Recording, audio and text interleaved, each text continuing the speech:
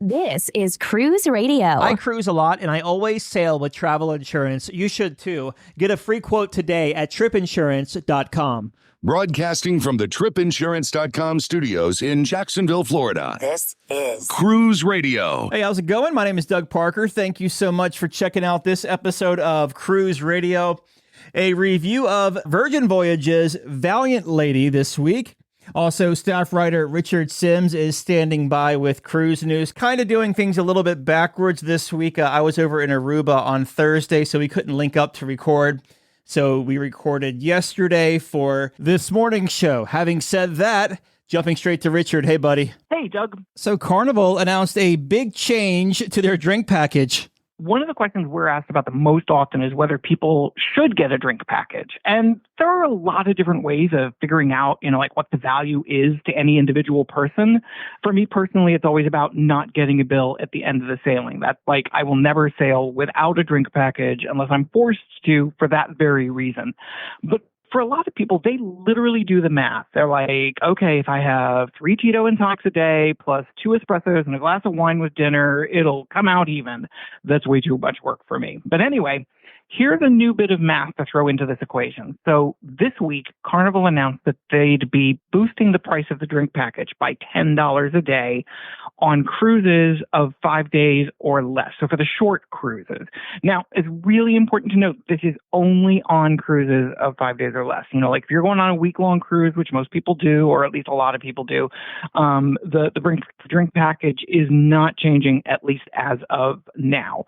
The price went from $59.95 to $69.95 per person per day if you buy the package in advance, which is obviously a great way to save money. If you're one of those people who waits until they get on board to decide to do it, it's also a $10 increase, but it's from $64.95 a day to $74.95 a day. And no matter whether you buy before or after, one thing that's kind of important to note, John Field, the brand ambassador, when he was announcing this, said that you would not be able to do it by calling in between October 9th, which is when the new price goes into effect for sailings after December. From October 9th until early December, you will not be able to go online and order. You will not be able to order it over the phone.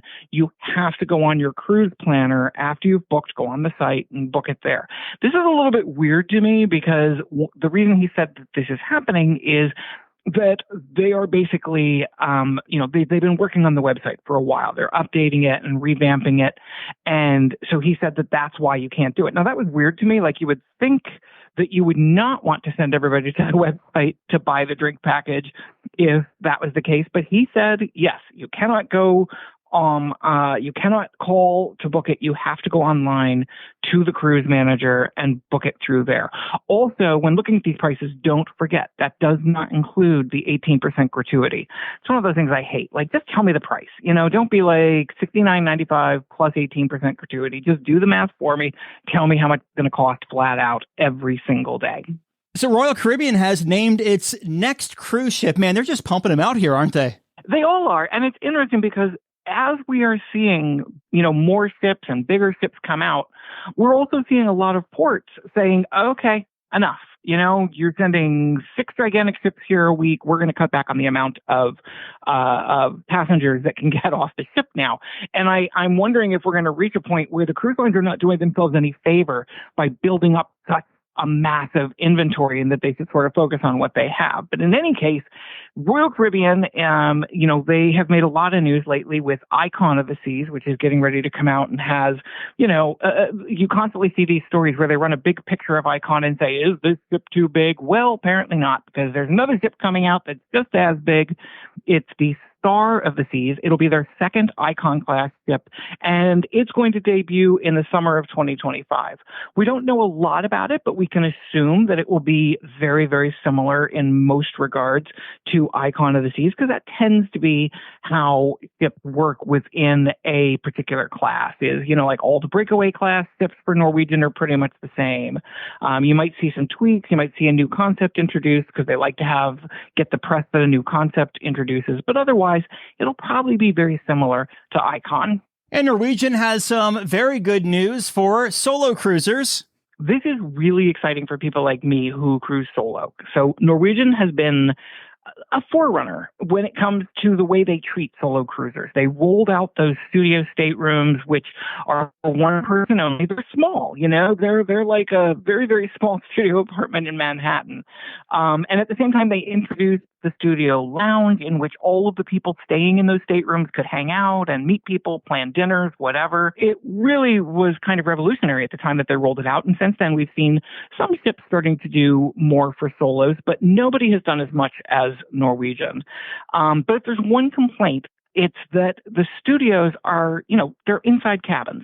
Now, if you're like me, you want a balcony. I don't want to cruise without a balcony. And Norwegian is now looking at this, and they're seeing how much of an explosion there's been in people wanting to do solo adventures over the last couple of years.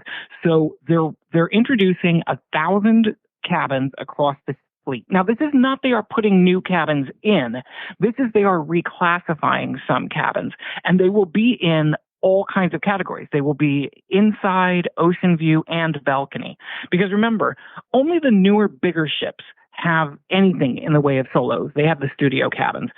Everything else, like if you want to go on, say, the Norwegian Gem, they do not have solo cabins, but they will now, because they will take some of their cabins in whatever category and make them solo. The interesting thing will be what these cost. Traditionally, as a solo cruiser, if you are sailing in, say, a balcony cabin, you wind up paying what's called the single supplement, which basically means you pay twice. You pay as if you were traveling with two people. When you go online and you book something and it says $5.99, that is usually per person. So if you are a single traveler, you pay $5.99 twice.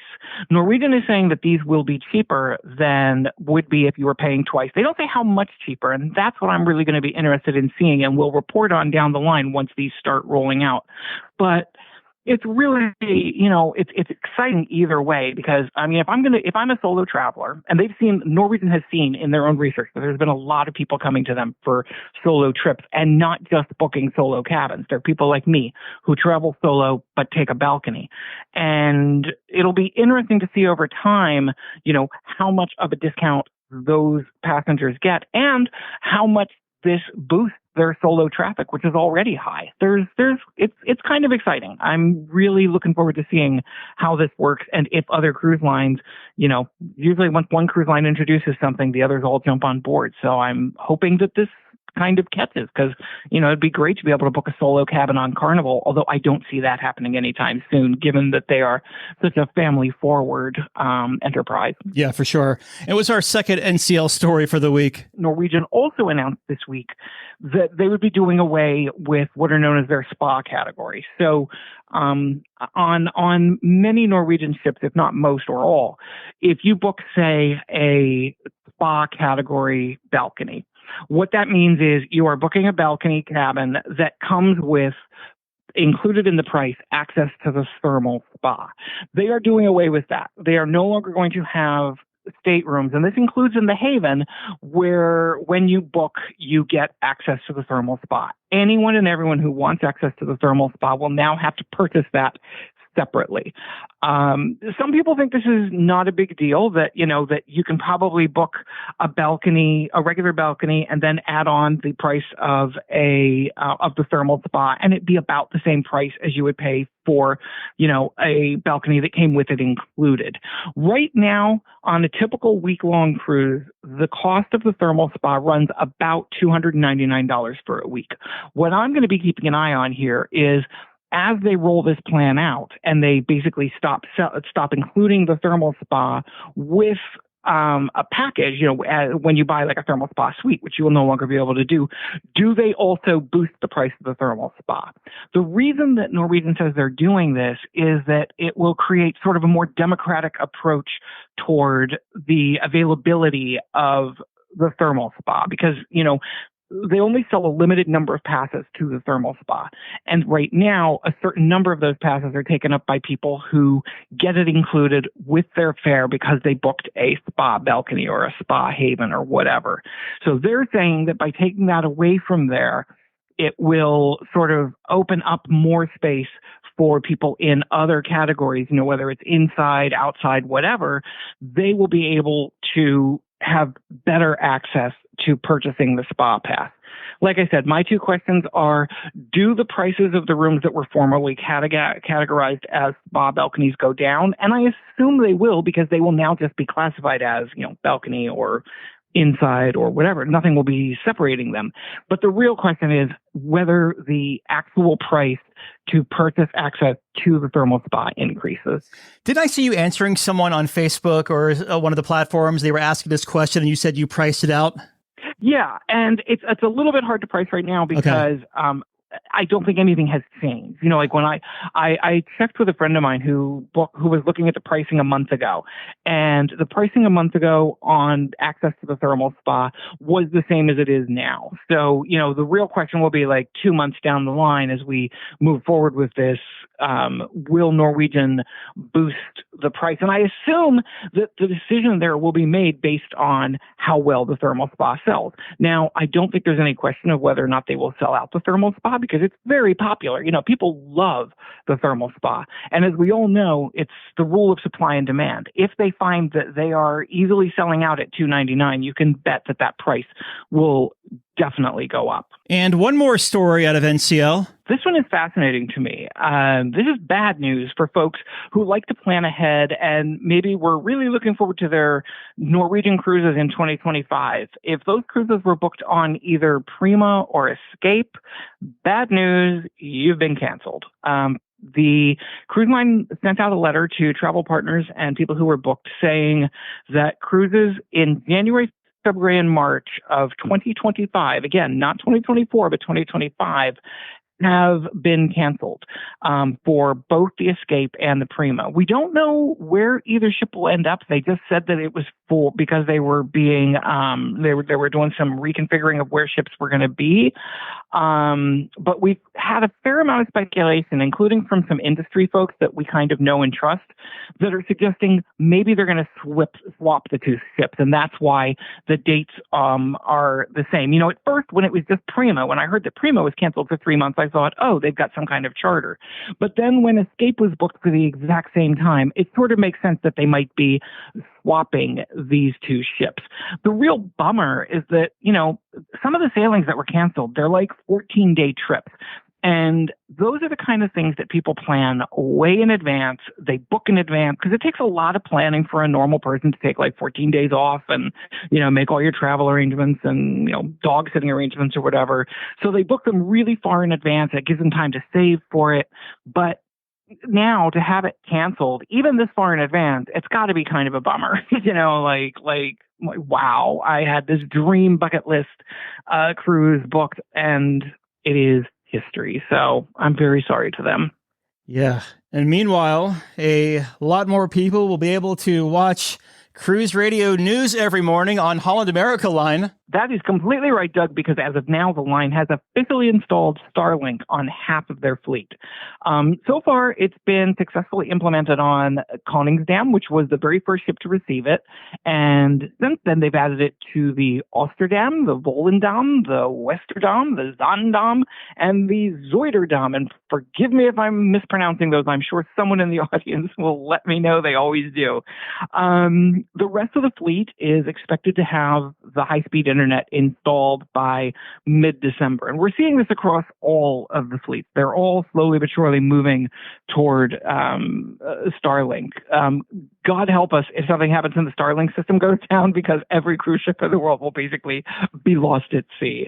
But right now, the fleet is moving forward with Holland America and getting the Starlink installed as quickly as possible. It was good to see Starlink on Venezia. I saw those dishes out there by the pool, and I knew they probably had it because my uploads for the videos were super, super fast. Like, I wouldn't say studio fast, but not taking 3 hours like they normally do on a ship. I would say more like 30 to 45 minutes.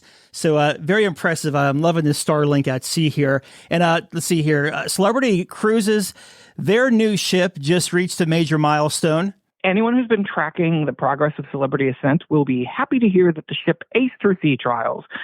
That's basically where they take the ship out in the open waters and let her rip. They, test all of the things that need to be testing, all the critical systems to make sure they're operating the way they're supposed to. And they did. So now it's really just kind of a hop, skip, and a jump across the pond for her to begin sailing out of Fort Lauderdale at the end of the year. In the spring of 2024, the ship will reposition over to Europe, and then it'll come back to Fort Lauderdale in the fall of 2024. So, we will get to experience her here out of Fort Lauderdale for a while. Then she'll go over to Europe and kind of make her way around there before coming back. So that's very exciting. Again, this is their latest step in the Edge series, which has been wildly popular and successful for them. So it'll be kind of cool to see, the next stage is where they start putting all the bells and whistles on and, get the rooms ready. And hopefully we will start hearing more about some of the amenities that are going to be on board and what will be different from the previous ships in the class. And let's end with a story about a couple who was probably living a lot of people's dreams. We talk a lot about living at sea, whether it's on the 3-year cruise or just retiring to a cruise ship. And it looks like Jessica and Marty Anson are currently living the dream. They live in Brisbane in Australia, and they have embarked on a 2 years of back-to-back cruising. They've booked 51 straight cruises, and they will be, they will be joining the start of the Australian cruise industry, which has been slower to get started than we have experienced. And I don't remember. Do you remember what ship they're doing this on? I feel like it's a princess ship. I think it was Coral. Was it a Coral, Diamond, or Coral Princess? One of those. I think it's Coral. Okay. I think it's Coral Princess. I just think it's very cool. I often am asked, would you like to live on a cruise ship or would you like to work on a cruise ship? And I always say no, because as appealing as the idea seems at first, cruising is special because I only get to do it, a certain number of times a year. I think if I lived on a ship, it wouldn't be that. It would just be, it'd be my home. And then I don't know, would I come to Woodstock for vacations? I don't know. Would you want to do that? No, not live. Absolutely not. I'm good for about... What's the most you could... Yeah, I was going to say I could probably do 30 max. I'm good with that probably. See, what I want to do is I want to do a super long cruise, but I don't want to go somewhere to get on it. I want it to come to New York, leave from here and go, sure, let's do 30 days and go to cool places and then come back to New York. I hate that so many of the places I want to go, you have to actually fly to Barcelona or somewhere like that to get on the ship and begin your cruise. I want to start it here and end it here, please. All right, staff writer Richard Sims coming at us today from his brand new iPhone 15. You like it so far? I don't know yet. We'll talk. Ask me again next week when we do the news, and I'll let you know. Right now, I'm still getting used to it. More tech talk next week. Thanks, Richard.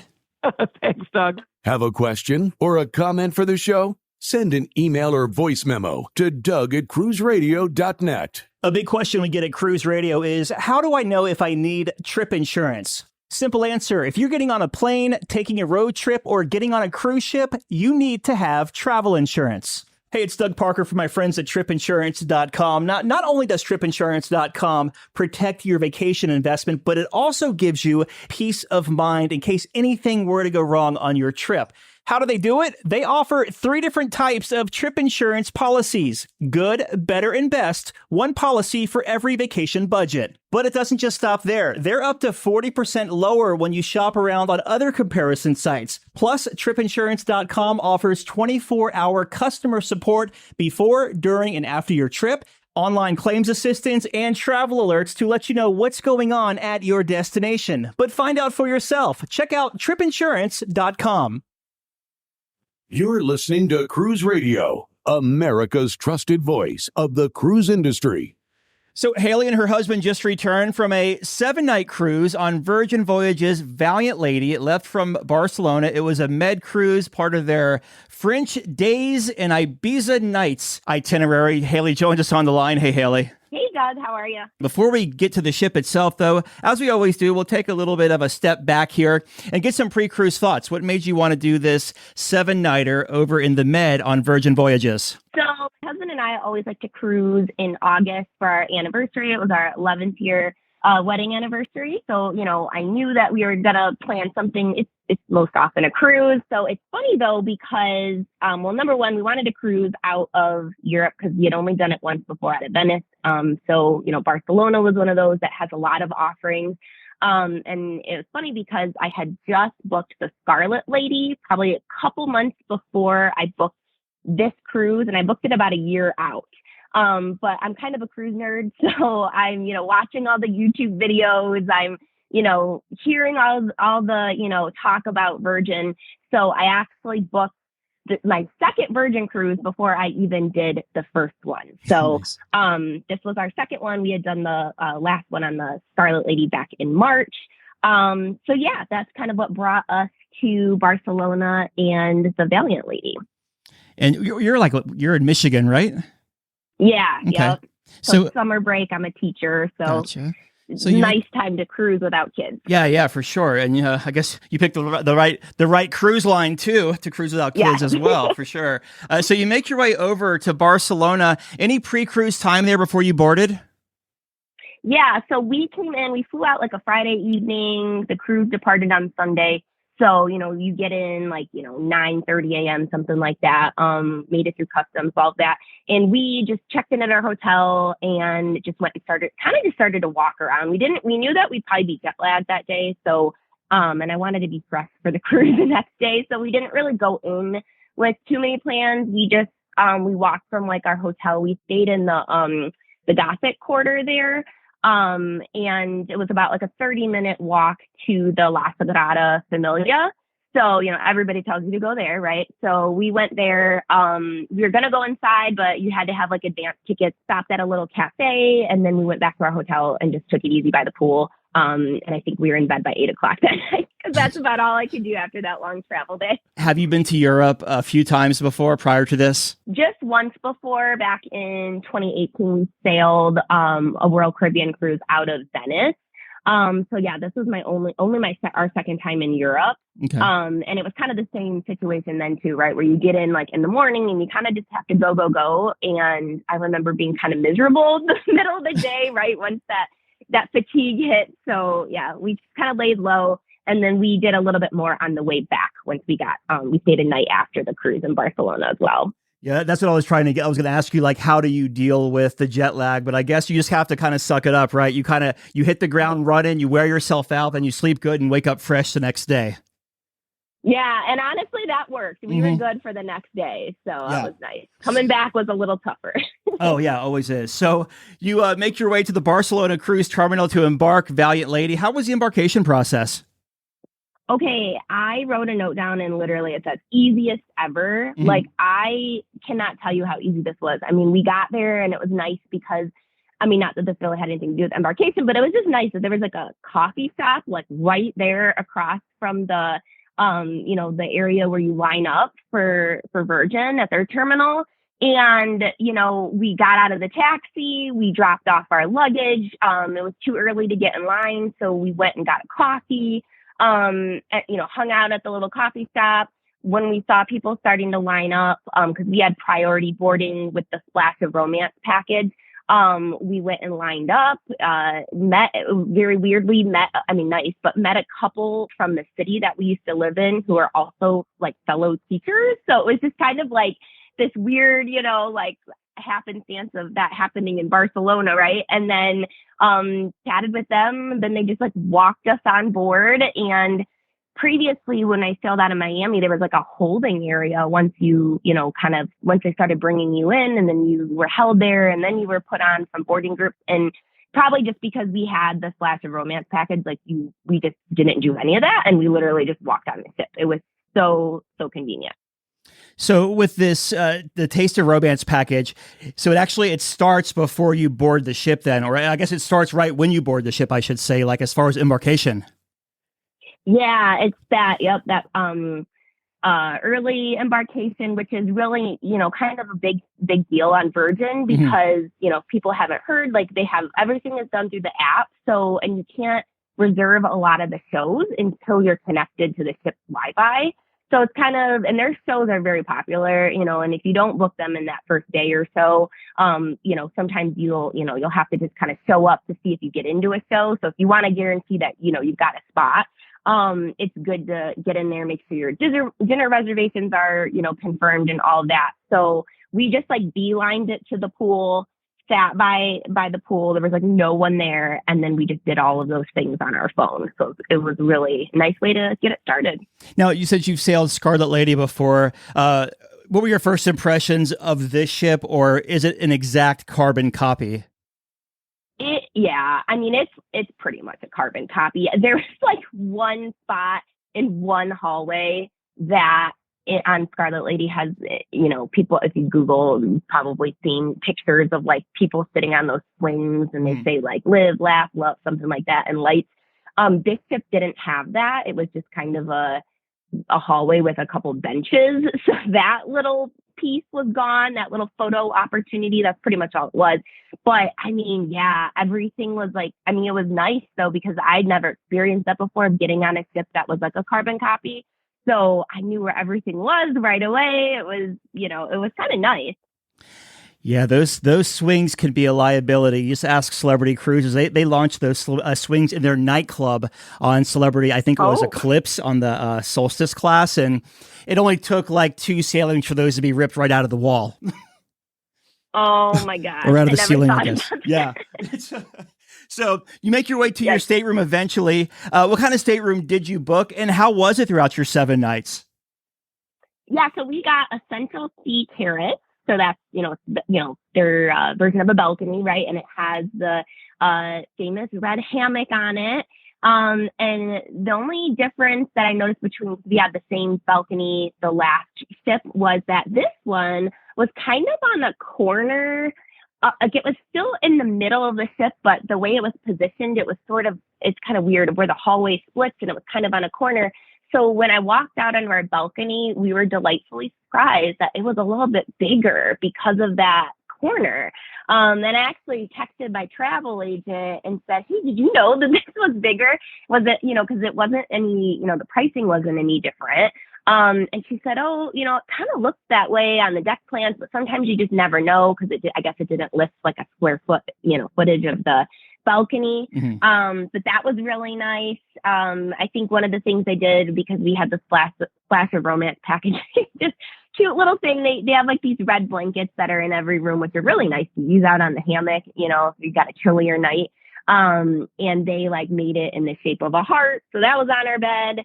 And we also met our stateroom attendant like pretty much right away, which is something that usually I've noticed happens on like Carnival and Royal Caribbean. But on the first time we sailed Virgin, we didn't meet our stateroom attendant at all, like the whole cruise. And I didn't know like if that was normal for Virgin or if that just happened to be our situation. But that was really nice. And our stateroom attendant was great throughout the whole week. Like, do you prefer to meet your attendant, or could you care either way? Like, whatever. I like to meet them, just because I don't know. That's just because that I've been used to for mm-hmm. cruising all these years, and that, you always meet them. Right. And sure. So it felt weird not meeting them last time. So this time I really liked it. And also, like, I like to tip a little extra too at the end, even though like Virgin's, the gratuities are paid for and they are not expected. But like just the little things that you can notice your attendant doing, I noticed that this time. And maybe it is just because of that personal connection we made at the beginning and seeing him throughout the week. But yeah, I do like it.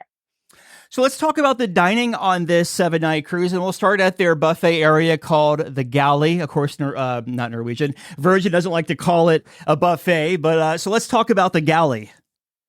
Yeah. So, yeah, the Galley, it is a little, for people who haven't been on Virgin yet, and maybe you've just kind of heard how it is, you go in the Galley and you sit down and you use a QR code. There are physical menus too that you can get a hold of in there. And, once you decide what you want from all the different eateries that are there, because it's kind of like a food hall setup, you raise your little flag and somebody comes over to your table and they take your order. One thing to note is just that, if you can order from all different places, like you can order, a sandwich from the panini place and then fries from a different place or tacos or whatever. They're all just going to come out at different times. So especially too, if you're eating with other people, just kind of be aware of that. That's not something that, me and my husband really care about. If he gets his food first, he just starts eating. I start eating if I get mine. It doesn't really matter to us. But that could be something that, could be like weird for some people. But the highlight for me this time from the galley, kind of where I went, is the salad bar, which I didn't go to last time. The salad bar is like the best variety of like fresh toppings and salad on any skip that I've ever been on. And it was so good. Like it was very, very different from anything I'd ever had, just because I think it's like the freshness. And then the dessert, same thing. I felt like, everybody knows the buffet desserts, right? And sometimes they're not the highest quality. These are like really pretty high quality. And most of the time they had the same offerings each day. But they had a good variety of them and they were very delicious. So those are kind of my two standouts, at least from what I had that week at the galley. Okay, so outside of the galley, Virgin doesn't really have a main dining room per se. So talk about your dining throughout the week on the ship. Yeah, so we ate at 5 different restaurants, which, think of it as like equivalent to specialty restaurants on other cruise lines. So we ate at the Extra Virgin, which is our favorite, which is the Italian restaurant. And we did that on our first night because that was kind of like the standout from our previous cruise. And funny enough, I had the steak there, which I had heard people say was better than the steak in their steakhouse, which is called the Wake. And I had heard a lot of people say that they thought that steak at Extra Virgin was better. And so I decided to try it this time. And I think they're right. It was so good. It was like the best steak I had all week. And I actually think, we did go to the steakhouse, the Wake, and I actually think that was my least favorite restaurant. And we had only had it previously for brunch. So we were giving it a try for the first time for dinner. And I was a little underwhelmed. Not that it was bad or anything, because I think everything I had was great, but just comparatively to the other restaurants. We did Pink Agave, which was their Mexican restaurant. They had, we tried a couple different cocktails from there. We had their guacamole, which is amazing. We did Razzle Dazzle, and I got just a shout out to anybody going on Virgin anytime soon. They got a new menu, and the new menu has a new secret menu, because I guess every restaurant has a secret menu, and I knew that going in, but I never really took advantage of it. But our waiter this time at Razzle Dazzle said, "Oh, we have a secret menu. You want to know what's on it?" And so I ended up getting this like blue cheeseburger, which was like one of the best burgers of my life. So highly recommend that. And then we did Gunbae, which is their Korean barbecue.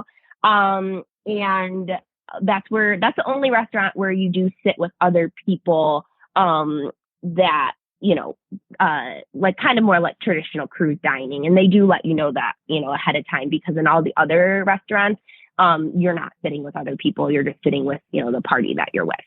Gotcha. So the secret menu. So like you have to say, can I see your secret menu, or are you supposed to know about this? Yeah. So it's just one of those things, right, that people talk about on in the group, the Virgin groups, is that their secret menu. So yeah, you just have to ask your waiter, like you just have to say, can I see the secret menu, or can you tell me what's on the secret menu? In this case, he didn't like show me a menu. He just told me what was on it, because it was only like the burger, and then I think there was like 1 or 2 other things. And he was like, but I would recommend the burger. So I went with that. So yeah, you just have to ask about it. And like, yeah, it never really felt like I needed to ask about it, because there was always something on the menus that I really wanted. And this time he offered it, so that I went, oh, okay, well, what's on it? And I'm really glad that he offered, because it was great. Any other food venues around the ship before we move on here? A couple others to highlight there's a place called the Social Club, which is kind of like where they have all the games set up and everything. Like there's board games, there's, like ping pong tables, there's, different things like that. And they have like boozy shakes there. They have, like soft pretzels and cheese, popcorn. You can go up and get like different little like candies, you know, like the licorice and, you know, gummy bears and things like that on other cruise lines, right, that would be like in the sweet shop store that you'd have to pay extra for. Mm-hmm. All of that is included. Different like hot dogs and stuff were there. So that's a great spot to check out. I think some people, you know, if it's your first time, might not know about that. And then another place is called the Dock House, and it's at the aft of the ship. And they have like a little like small plate. And during our cruise, and I think they're doing it all through September as well as part of their like food festival thing that they're doing. Our sailing was like the first week that they started it. And so they were doing things called like OPA hour. And like for 2 hours at the Dock House, you get like small plates of like different Greek offerings, and there was baklava and a couple other different desserts and things like that. So, and also there's a cooler outside the Dock House that has a lot of like prepackaged food. And I missed this last time, but I was like, oh, what's over here? And there was tres leches cake. And I am a huge fan. And I feel like not everybody does it justice. And they made such a great tres leches cake. It was so amazing. So definitely, I would recommend that. Now, just for clarification here, for anyone who's not familiar with Virgin, with all these dining venues you went to, they were all included with the price of your cruise? Absolutely. Yep. Got it. Every venue had like one thing on the menu that you could like pay extra to get, like, you know, the steakhouse, the wake had like a tomahawk steak that you could pay extra for, or like a seafood platter. Like, so there was always like one offering that would be an upcharge. But everything else, even like all the food offerings for the room service was free as well. There was like a $5 charge for room service, but if you buy a drink, like let's say you buy, even if it's a specialty coffee, they'll waive your fee, and then you're just paying, for the coffee or the beer or wine or whatever it is that you ordered that you would pay for anyway. Mm-hmm. And then they would waive that charge. So that's what most people do if they order room service. How were the sea days as far as crowds and congestion? Yeah, sea days, I was surprised because going into it, I guess we had a larger, I think there was like 2,200 on the sailing. And I guess a couple weeks before only had like 900. So people were kind of worrying me, and the group's like, oh, it's going to be so busy. It's going to be so busy. But I didn't feel like that at all. Like, I don't know if it was just, I did get a different vibe on this ship as far as I don't feel like it was as much of a party atmosphere as Scarlet Lady was. And not that it was like an overwhelming party atmosphere, because it wasn't, but it was just a little bit more calm and chill. So I don't know if like more people just kind of spent more time on their balconies, or people were just kind of spread out a little bit, but it didn't really feel that busy. We did try to go to the pool like one day, but it wasn't a sea day. It was like the day that we went to Marseille, but and it was a little busier than I thought it would be, considering we were in port that day. But yeah, like, things are pretty calm. We did a behind the scenes tour on one of our sea days, which is an extra charge. And I thought it was fantastic. They gave us like champagne and swag at the end of it. It was like a 3.5 hour tour. We got to, go up to the bridge. We got to go down to the, like where the garbage is. I don't even remember what the room was called, but where they're sorting everything. It was talk to their environmental officer. We thought that was really cool. And then another thing that I did do on one of the sea days is we went to the thermal spa. And so that was part of the Splash of Romance package, was that you would get a 3-hour visit to the thermal spa. And that was really enjoyable. They have a really, really good facility there. Yeah, we really had a great time with the loungers, and just kind of, I think we only spent maybe like an hour and a half in there. We didn't use our full 3 hours, but that was great. And then another thing I took advantage of on one of the sea days was the bungee class, which I had heard a lot about. And that was just a ton of fun. I've never had more fun working out before. So it was just one of those things I heard people talking about to try. And then another thing on the sea day, so I feel like I was very active on the sea days, was I took advantage of the squid ink tattoo parlor, and I got a tattoo on board. So yeah, that was a very eventful couple sea days that we had. So what kind of tattoo did you get? Well, I was a little cliche and got an anchor. Okay, we're like on your ankle, or where'd you get it? It is. It's lower on my ankle, almost like on my heel, like kind of lower down. Mm-hmm. And they have like a board of like just kind of generic things that they do, and they're all like one set price. And then if you want anything else, then it jumps up to the next price. So a little bit more expensive, obviously than you would if you got a tattoo, on land, right? But you're paying for the experience. Like I was right next to a porthole window staring out while I was getting my tattoo. And that was a lot more enjoyable to help me get through the pain than it would have been on land. So the casino on board, what's the smoking situation like? Because when I was on board, either there was no smoking in there or it was just so well ventilated you couldn't tell. Yeah, there's no smoking in there, which is great because the Manor, which is one of the venues, and it's also like it's used as the nightclub. They often people will line up outside the venue, before shows. And so you're essentially just lined up in the casino. So if there were smoking, like that would suck for people, who don't like the smell or it bothers them or whatever. So that was really nice. So I do feel like I was in the casino like a few times, not really to use it, but just standing in line outside this venue. So that was nice. One thing I will note though, and I don't think this was allowed, I think it just wasn't enforced, is I did see people vaping in a lot of public areas. So you would just be in a common area and look over and see someone vaping, which I think I'm sure that's probably not allowed, but I think people just weren't enforcing it, and it didn't really cause a smell or, and you know what I mean, or anything like that. So it wasn't really, I think that people probably just kind of turned a blind eye to it. But yeah, that was the only thing that I noticed. And not a lot of people in the casino either, even when I was there later at night. It definitely didn't seem like a big gambling crowd this cruise, because it never really seemed like there was a lot in there. Yeah, it's definitely a different vibe from the Caribbean to the Mediterranean too, though. Right, because you're in the Caribbean, you're having fun, you're sun seeking, you're drinking, you're partying at night. Where on these med itineraries, you're touring all day and just wiped out when you get back on the ship. Oh yeah, for sure. And I think that was that definitely attributed to just a more chill vibe, because I noticed that right away, the difference between the two itineraries. For sure. Did I skip entertainment? Oh, you know what? You did. Okay. Yes. Let's circle back there. I'm just going to ask you. I'm going to say, and how was the entertainment on this 7-night cruise? So entertainment, I thought it was great. Got to see a couple things that we kind of didn't really before. Normally we're not really people to kind of hang out and listen to the bands or things like that. We prefer going to shows more.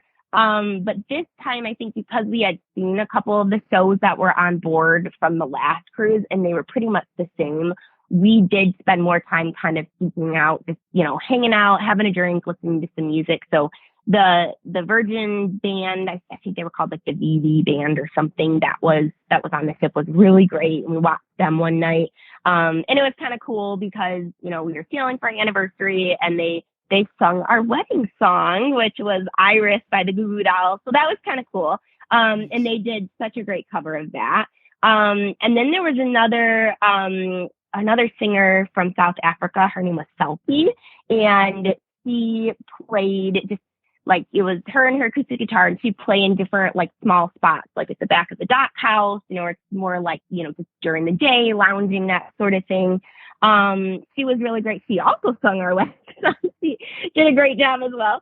And then we saw the Misbehave show, which, from what I understand, is a new show that is only on Valiant. And so that's kind of something that I'm starting to hear and see, is that each of the shows, or each of the ships rather, are starting to have kind of one show that's kind of just on that ship to kind of differentiate. And we thought that was good. It's, Virgin has such an obscure way of doing entertainment, which isn't for everyone, but I like it. So I was really entertained. And then we did the Around the World with the Diva, show, which is like a 90-minute show.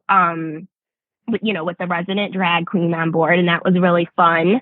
And then the ship show, which is different on each ship because the entertainment switches out, like the different acts that they have, which is kind of funny because we ended up seeing one of the same acts was actually on the Scarlet Lady.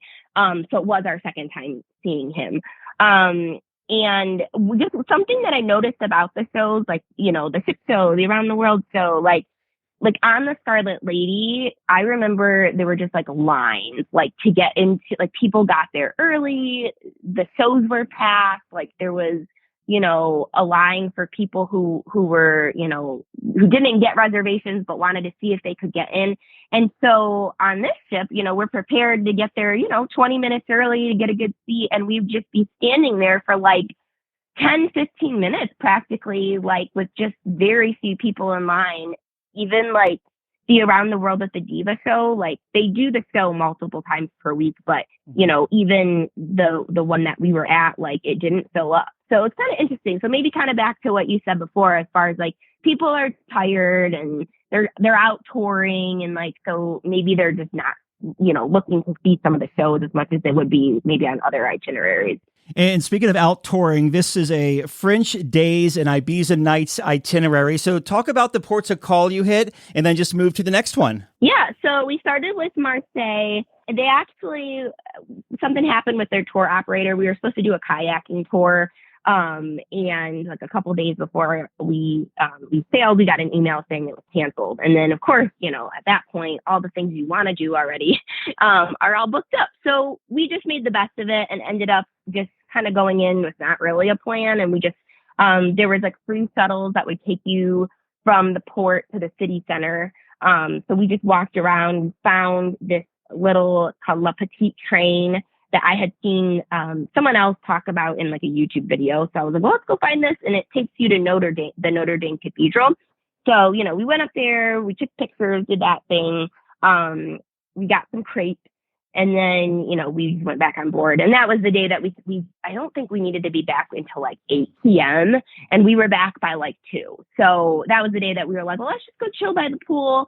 And I was surprised a lot of people came back early as well, because the pool was pretty busy. So I thought that was kind of interesting. So then the next day, we went to Cannes, and we booked a food tour through TripAdvisor. So it wasn't through the cruise line. And that was awesome. We got to, just walk around, taste different things, like we started with croissants. We got gelato at one point, a couple of different foods that now I'm blanking on the names of, but things that I hadn't tried before that were, specific to that area.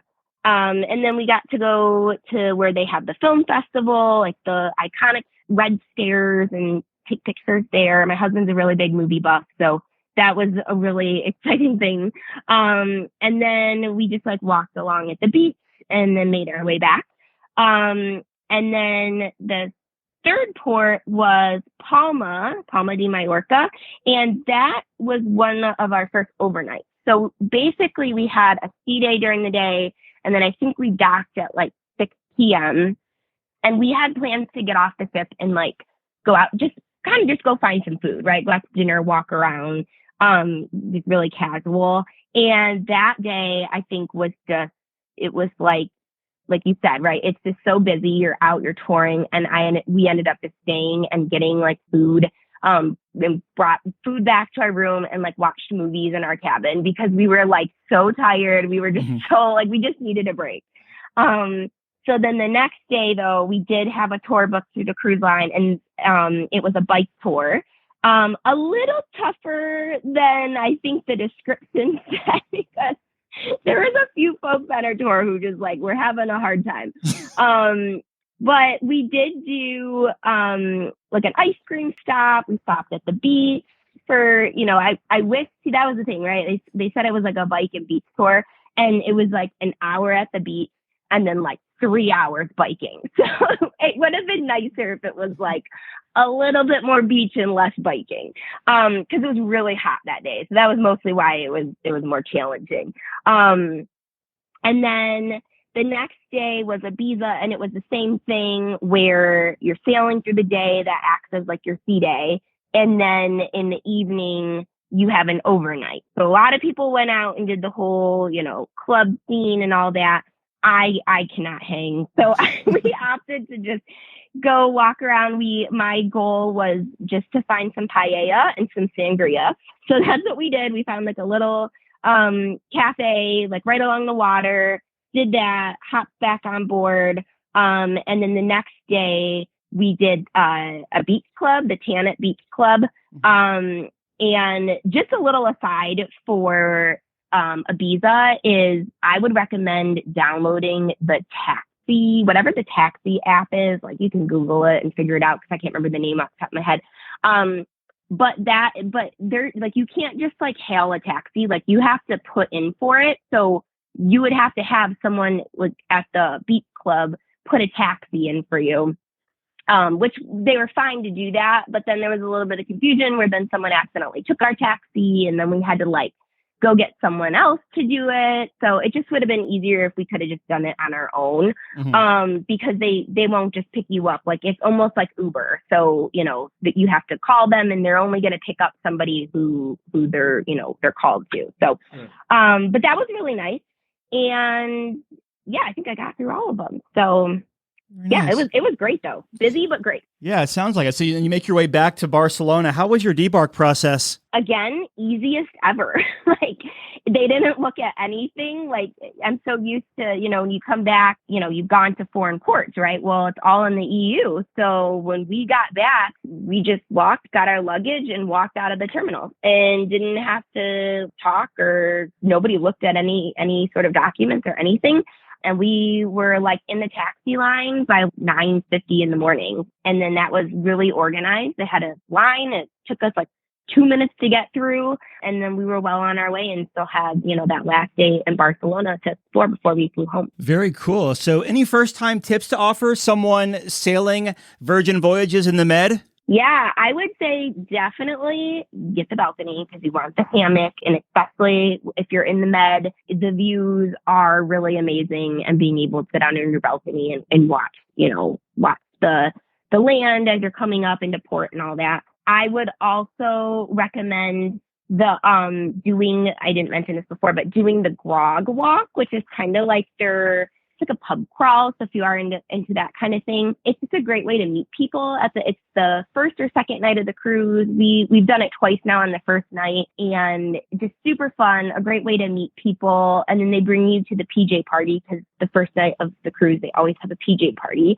And that was so much fun. So I would highly recommend. Looking back, what was your biggest highlight of the cruise? I have two. I think the bridge tour, because I'm just super nerdy and I just find all that really interesting. So that was really cool. And then and that was part of the behind the scenes tour. And then also, they had the Scarlet Night, which I didn't really mention, but this time I was like, okay, I've seen people like dancing in the pool in their clothes. Like I'm going to do that. Right. Like I was a little too shy to do that last time, but this time, like, we had made a couple friends and so we were hanging out with them and I jumped in the pool in my clothes and it was just so much fun.